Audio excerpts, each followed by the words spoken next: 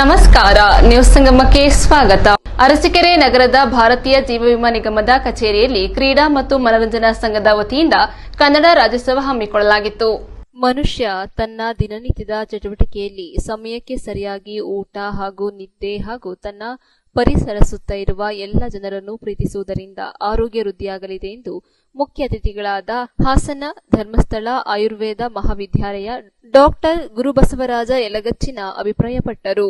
ಅರಸೀಕೆರೆ ನಗರದ ಭಾರತೀಯ ಜೀವ ವಿಮಾ ನಿಗಮದ ಕಚೇರಿಯಲ್ಲಿ ಕ್ರೀಡಾ ಮತ್ತು ಮನರಂಜನಾ ಸಂಘದ ವತಿಯಿಂದ ಆಯೋಜಿಸಿದ್ದ ಕನ್ನಡ ರಾಜ್ಯೋತ್ಸವ ಕಾರ್ಯಕ್ರಮದಲ್ಲಿ ಮಾತನಾಡುತ್ತಾ ಅವರು ಹಾಸ್ಯ ಮಿಶ್ರಿದ ನಗೆ ಲೋಕದಲ್ಲಿ ತೇಲಾಡಿಸಿ ಆರೋಗ್ಯದ ಬಗ್ಗೆ ಕಿವಿಮಾತು ಹೇಳಿದರು. ಇದೇ ಸಂದರ್ಭದಲ್ಲಿ ಅಧ್ಯಕ್ಷತೆ ವಹಿಸಿ ಮಾತನಾಡಿದ ಶಾಖಾ ವ್ಯವಸ್ಥಾಪಕ ಪ್ರಬಂಧಕ ಆರ್. ಕುಮಾರ್ ಮಾತನಾಡಿ, ಕನ್ನಡ ಉಸಿರಾಗಿ, ನೆರೆಯಾಗಿ, ಹಸಿರಾಗಿ, ಬೆಳಕಾಗಿ ಚೆಲ್ಲಲಿ ಎಂದು ಮಾತನಾಡಿದರು.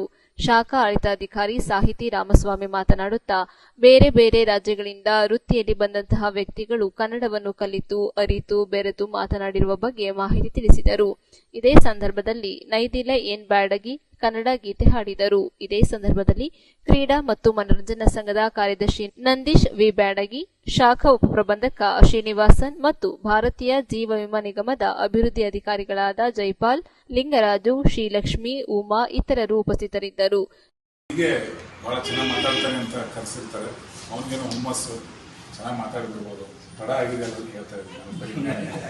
ಅವಾಗ ಅವ್ನು ಕೇಳ್ತಾನೆ ಅಷ್ಟೇ ಸಾಯಿತು, ಏನು ನಾನು ಎಷ್ಟೊತ್ತು ಮಾತಾಡಬೇಕು? ಅವಾಗ ಎದುರಿಗಿದ್ದ ಹೇಳಿದ್ರು, ಸರ್ ನೀವು ತುಂಬ ವಾಗ್ಮಿಗಳು, ತುಂಬ ಒಳ್ಳೆಯ ಮಾತುಗಾರರು. ನೀವು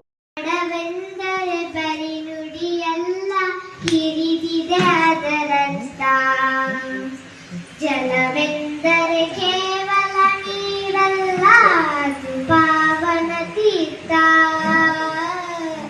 ಅದು ಪಾವನ ತೀರ್ಥ. ನ್ಯೂಸ್ ಸಂಗಮಕ್ಕಾಗಿ ಕಣಕಟ್ಟೆ ಕುಮಾರ್, ಅರಸೀಕೆರೆ.